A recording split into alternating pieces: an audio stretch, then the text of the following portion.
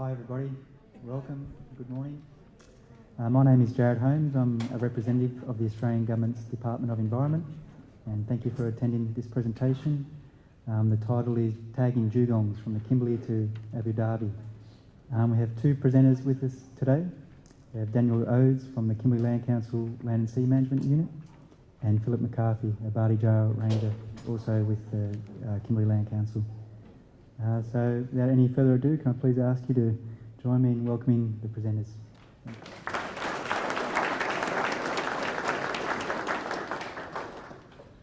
Hello. It's great to be here at the WIN conference, and after an initial concept that happened in our country in Bardi Jawi, and then to see it all come together, it's great. And I was lucky enough to actually be in Rio when the announcement of this was going on, and I thought that was going to be a lot of hard work to get here. So looks like we pulled it off, and we thought that we'd share our story from Bardi Jawi about dugong tagging and where we started, and also a number of other groups that have assisted us to get to the opportunity that these guys had last year. Just like to thank Larrakia Nation for having us on their country. It's obviously great that they've been able to accept the location here. But also just like to make a mention of one of our colleagues who's not with us, who was going to be co-presenting, and Richard Meister's not able to attend here in a project that he gives a lot of heart and soul into, so he's not too well, but just like to mention that. All right, maybe we'll just get through this. We've got half an hour, so this is the Persian Gulf actually, and Bibido will talk a little bit more about that later on in the Middle East there, United Arab Emirates, and you can see one of our rangers got his eye on this dugong here. But if I take you back to the start of where we sort of began, okay, now Bardi Jawi country is on the tip of the Dampier Peninsula, north of Broome in Western Australia, and we've got I suppose sort of quite high natural values, cultural values. A lot of the Kimberley was actually just recognised in the National Heritage listing, the largest listing that's been done by the Heritage Council in Australia, and a couple of the values that have been chucked into the listing have been the aesthetic values of the Kimberley coastline, and also the double log raft, or the galwa, which the Bardi Jawi used to use to get through the Buckingham Archipelago with tides of up to 11 metres, so the second largest tides in the world. Just got a couple of other points on here with the Shark Bay, with the Malgana and Nanda peoples, and also the Garajari and Yangamata areas there that I'll touch on as well a bit later. Well, basically the Bardi Jawi Rangers came out of some funding from the North Australian Indigenous Land Managers Alliance back in 2005, and that sort of came about through people, I suppose, bad press about hunting of turtle and dugong, and that traditional owners were contributing maybe in an unfair way to the decline of those species, and I think it was through the alliance at the time that we were able to get together and sort of say, well, what can traditional owners do to address these issues that are coming to the fore, and if their money's in their hands, what sort of research and work do they want to do in their country? So we were able to get some funds through the National Heritage Trust, and the Kimberley region, Bardi Jawi was chosen to be the regional facilitation point up there. So I was employed by the Land Council to start up that project, which included a lot of monitoring and research, but just largely to get the Indigenous Rangers started. So we did a whole lot of things, including turtle monitoring, and we thought because of the cultural significance of the dugong to Bardi Jawi, we wanted to maybe share that with other people, and we were able to get an invite down to Shark Bay Marine Park, and it was a great knowledge exchange that went on there with some of our elders and a couple of the rangers and some of the traditional owners from Shark Bay who'd actually been doing some dugong tagging work. And I think some of our elders here were a bit hesitant about how we might go about it, and thought that these Shark Bay mob pretty mad the way that they were doing it, jumping on dugong and just grabbing their tail and pulling them up. But yeah, we sort of had to have a think about how we were going to do it in Bardi country at that point, and we came back down and had a crack. I suppose, because it's an international forum, but I can see a lot of countrymen here. We don't necessarily have to talk about too much what a dugong is, but obviously here's a picture of a dugong with Mr. George, yeah.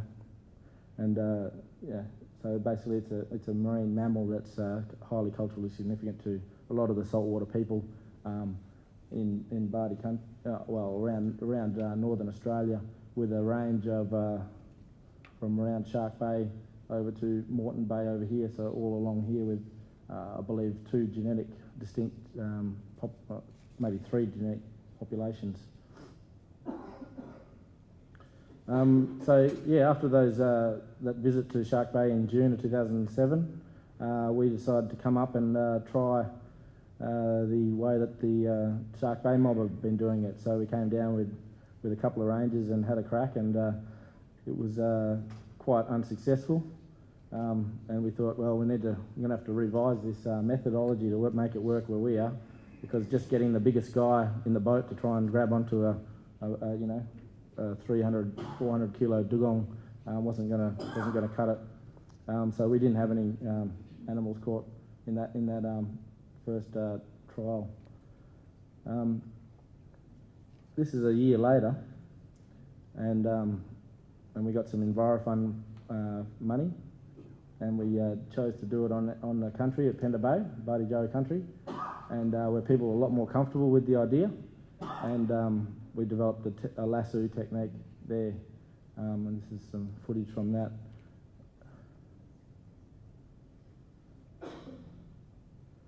And here's one of our main stars, catching stars, Mr. George, actually with the lasso type harness here, securing around the tail of the dugong in the water. As you can see, quite a lot of skill going into the capture, and also we have to be very mindful of the ethics involved in looking after the dugong while it's being captured. Mm-hmm. Yeah, the one in Shark Bay, they're in really shallow water, about 2 meters. So they had what they call the rodeo one, where 3 or 4, 5 people actually jump into the water. Pretty shallow water. You get the animal and you stand up. And we had difficulties with that, so we decided to do, as Daniel said, back at home at Penda Bay, but we tried the what we call the lasso one, basically one man against this big 400 kilo animals. We actually chase the dugong around and make them a little bit tired, and then an individual actually jump in and you grab them at the carbuncle, right in the tail, and it's probably the most powerful part of the animal. And you basically hold him for, at least a few minutes till it gets docile and a bit more, calm, and then we actually put the hatch on. So this fella, he's not very big, or Dwayne, he's quite a light person, but he actually is our best catcher. So he's actually under the water holding this pretty big animal. Yeah, and after that we pull him up, him or her, and we go to the routines of measuring, putting the satellite tags on. We have actually a support boat. There's a lot of work going into our dugong tagging. We have a planer bob, we have radios. We plan all this, especially with the guys that come from South. Obviously, Dr. Richard Kimberley, our good friend, sitting there somewhere. And Dave Holly, they've organized this. But yeah, so there's a lot of effort. We bring the animal up, and then we have to go the routine of measuring it, taking some skin samples, measuring the width and the length. And the most important thing is putting the satellite tag to find out the movement and get good data of where these animals are coming from. Traditionally, we knew where the animals were actually migrating. They were coming up to our area because they only come up between May and July. By putting the satellite tags, we actually find out where they actually were coming from, whether it's down south or up north. And in terms of the care of the animal as well, you can see that we had to put like a pool noodle underneath, so it just keeps it up. And if we see any sort of, I suppose, the animal tiring while we're doing the capture, we have to abort any sort of attempt to put on the satellite tag, because we don't want to stress the animal. And we have had there has been instances, unfortunate instances where animals have died during this process. So it's a really touchy one, but yeah, you've got to really put the animal's well-being totally at the forefront. You can see a bit of seagrass hanging out of his mouth here, and Dwayne giving it, I think it was a little female, bit of a cuddle, looks like. Yeah. Calming her. So that was Pender Bay in 2008, and we had some good weather and the like as well, and we were able to secure tags to 2 animals there, and you can just sort of see the old tag there. Looks like it's been used a few times in Shark Bay and been beaten up, and also I think tiger sharks have had a crack at it, like a lure behind the dugong there. So that was we were happy with two animals there, and then we had to think about, well, what are we going to do next? As Bibbo said, we've got planes up in the air, and this is a really critical part of assisting you, especially on some of the days when it's not ideal, but saves us time, money, effort, if we can just get direction straight to where the animals are, and and these guys are critical, and a good pilot is also handy. But you've probably got about 4 pairs of eyes on the ground on the water. So then the cost starts to go up, and utilising this every day as well. So with those Pender Bay deployments, so this is southern Bardi country in this part here where we did the work.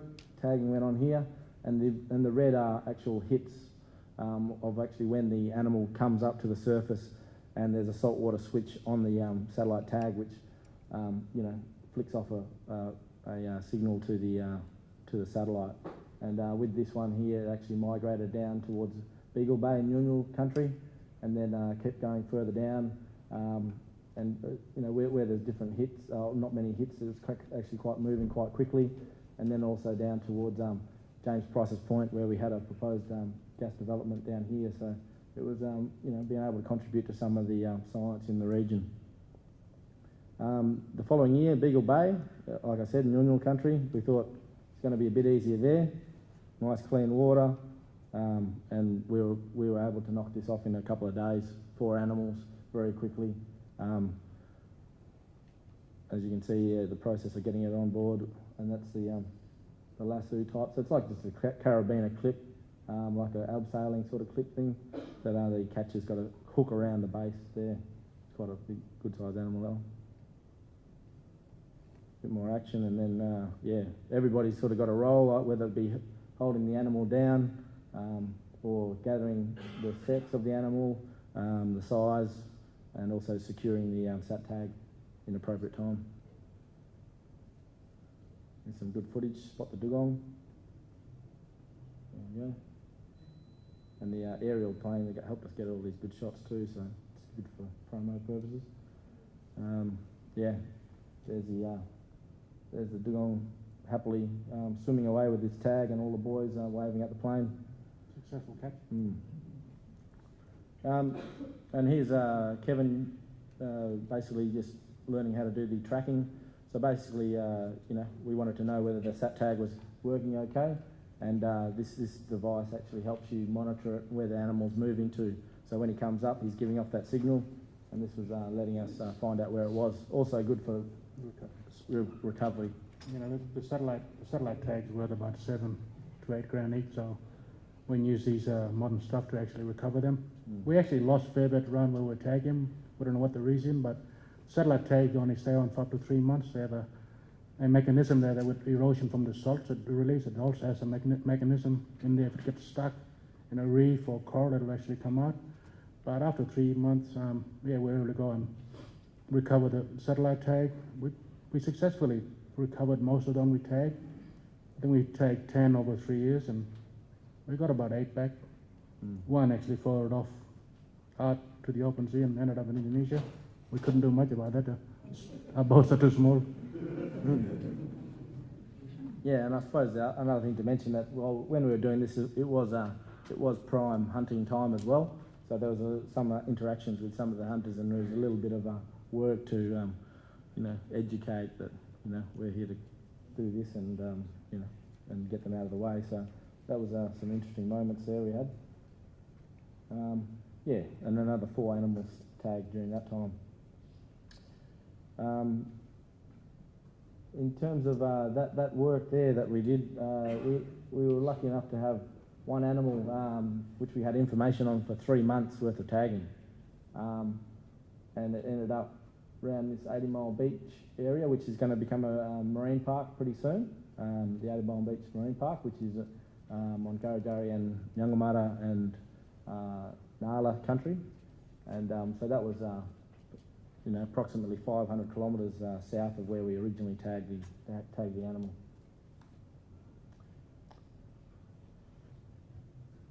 With the successful tag we'd done around our area in the Bardi Jawi country, we were lucky to be asked to go to the Persian Gulf to assist the Environment Agency Department of Abu Dhabi. So that was organised between Charles Darwin University, the KLC, and the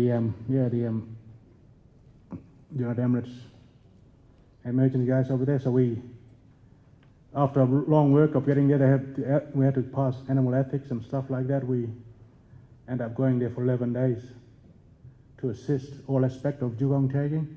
They got a population of about 3,000 to 7,000 dugong in the Persian Gulf, and they wanted us to go up there and just basically tag on the before they migrate down and start to see their movement as well.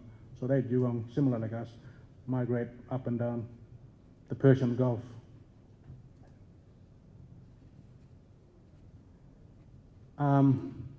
This was quite a big operation, and it was well advertised there, and we were lucky to be invited to stay on an island actually owned by a sheikh, and so we were treated like kings over there.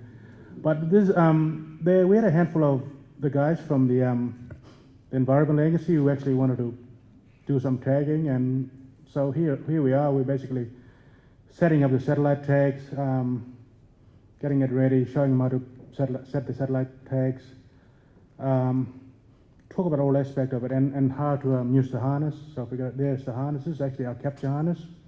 This is where we jump in the water, basically hold the animal again in the carbuncle, hold it, go down and clip it together. It's tied to the bar of the boat. It's got about 3 meters. Then we pull him up, and then support crew jump in, and again go through the process of doing what we do, the measurement. That's the island. There's a palace in the back that's owned by a sheikh, and this is Hara. He's one of the rangers over there. So we're leaving to go out to these to the foraging area for the dugongs. Very different tidal movements compared to our area. We've got up to 11 meters. They've got nearly just up to 2 meters of tidal water, and very clean water. And there's so there's hardly any pollution there, even though they got oil everywhere. But the water is very clean. So here we are, chasing one of the dugongs in the Gulf. Go on now. This is like one of the last. This is actually the last day. We successfully tagged 3. Myself and Ryan, we tagged 3, and the last day, on our last day, we had to get one of the Emiratis to get in there and have a go. And this is Ibrahim, and after 3 attempts, he finally got this animal. So it was a great success.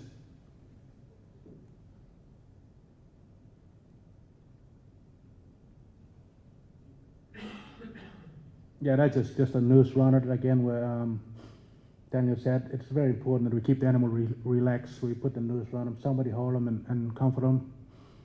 So this is a young female, and very crystal clear water after we've captured it. Just more shots. This is actually the new satellite. We had very old prehistoric ones, but this is a new one you can see in the back. that's the most important thing when you get the animal, is to actually put the satellite tags on, because again, the safety of the animal is more important than us. So we put that on. If we can't do anything else, at least it's going and we can get the follow it movements. So yeah, it's about 2 meters long, and every time it surfaces, it sends a signal, and yeah, we can follow his movements.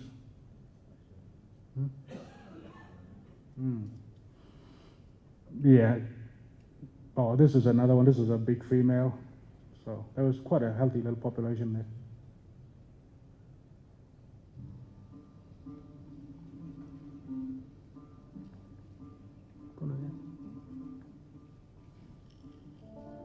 A dugong. We're finishing. Really spend their entire lives at sea. Dugongs' closest relatives are elephants. Just stop again. They eat almost nothing but seagrass, Yeah, go back. using their flexible lips to pull up both the shore Can't go and back. the nutritious Can't go roots back. beneath. This is actually BBC. We were actually right at the right time, and BBC were doing the Wild Arabia program, Are trying to stick tight and we're fortunate to be there when they were filming the Wild Arabia. This is us in the 3-part documentary that's going to be seen all over the world and has been seen all over the world.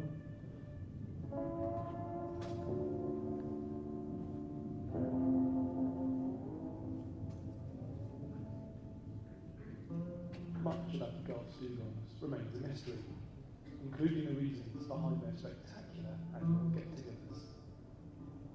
For a few weeks every spring, herds of several hundred dugongs gather.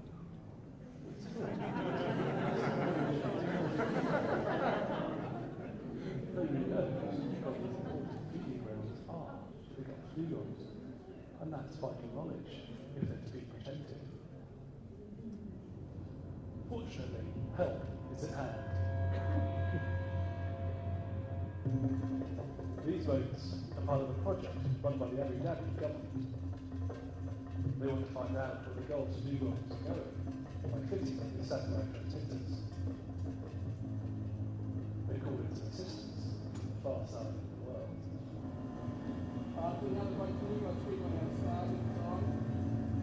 Queensland University dugong team has 2 unique skilled operatives.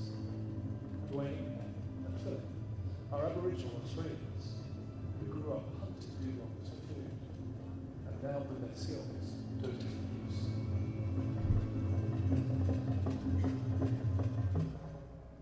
But even for the experts, finding a dugong isn't easy.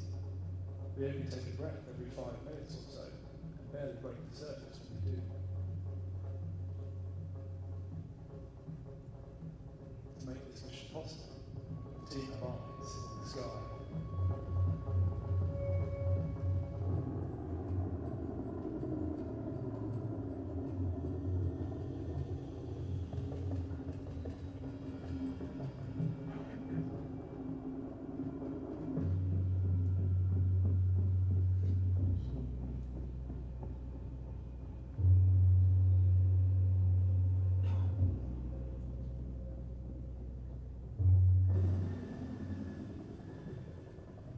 Once the dugongs been spotted, Dwayne and Phillip use their expertise to approach with as little disturbance to the animal as possible.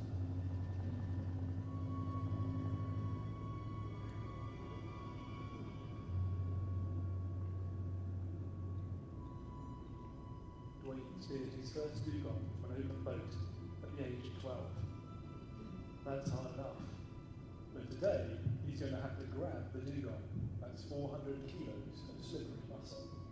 That can result in serious injury. Thank you, Dwayne. Yep.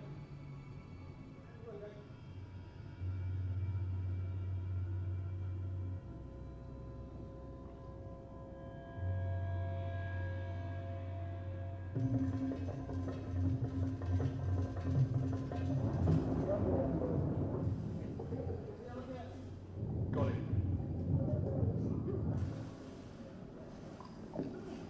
The team worked fast to secure the dugong safely to the side of the boat.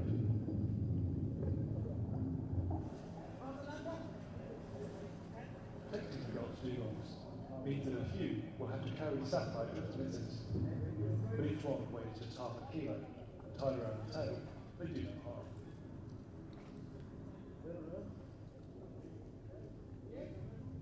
This is also a chance to take some useful measurements.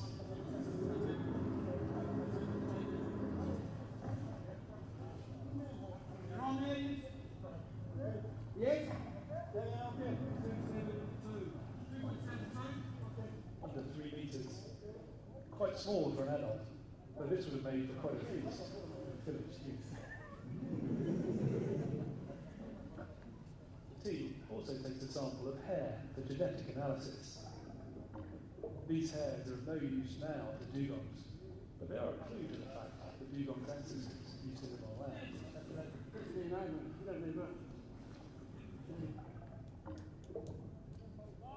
After just a few minutes, the dugong is released to swim free.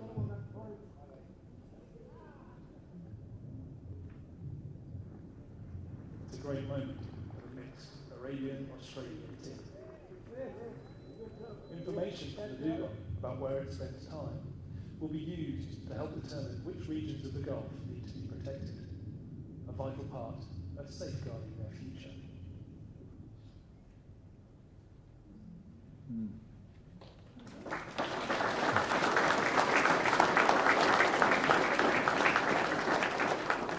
So we were lucky that BBC were there to give us that footage and we negotiated for it. But we also had previously done some stuff with the Meister series, and it was a little bit not as well produced as that, but it still showed all the ins and outs of tagging dugong.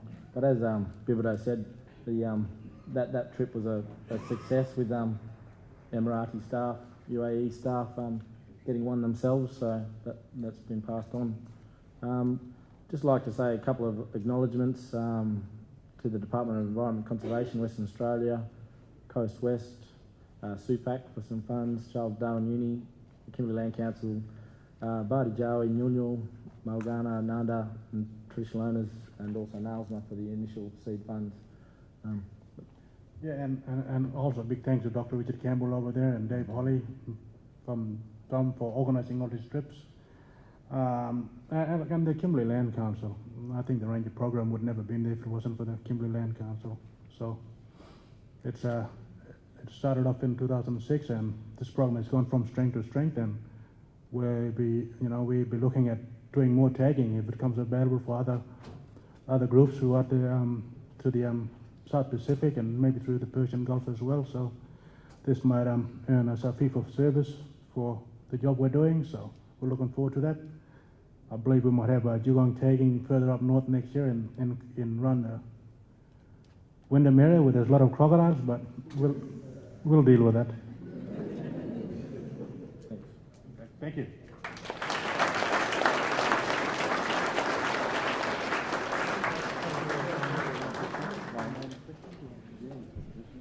Geez, thanks. That's an awesome story. We probably do have time for just one or two questions just before we break for lunch. Yep.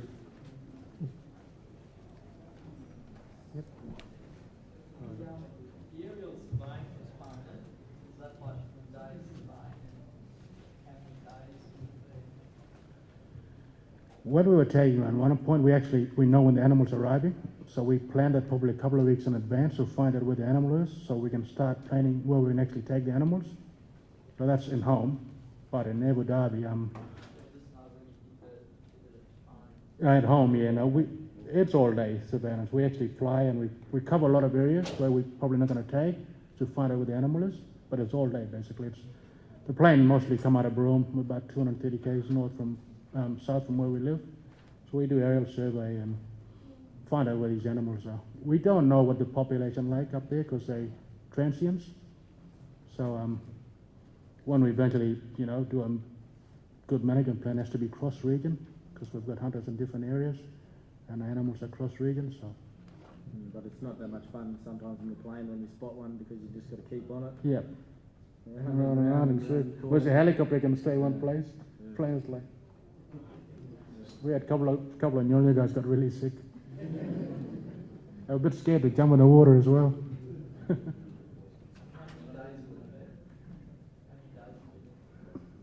Yeah, we plan for a week, but if, the idea is to get whatever tags we've got available. So if we can get 4 tags out in first couple of days, we'll do it in first couple of days. But if it needs to extend, we'll extend just to make sure that we're successful with taking. Because, you know, a lot of resources, a lot of finance put into this, so it's important that, yeah, we stay there and get the satellite takes up.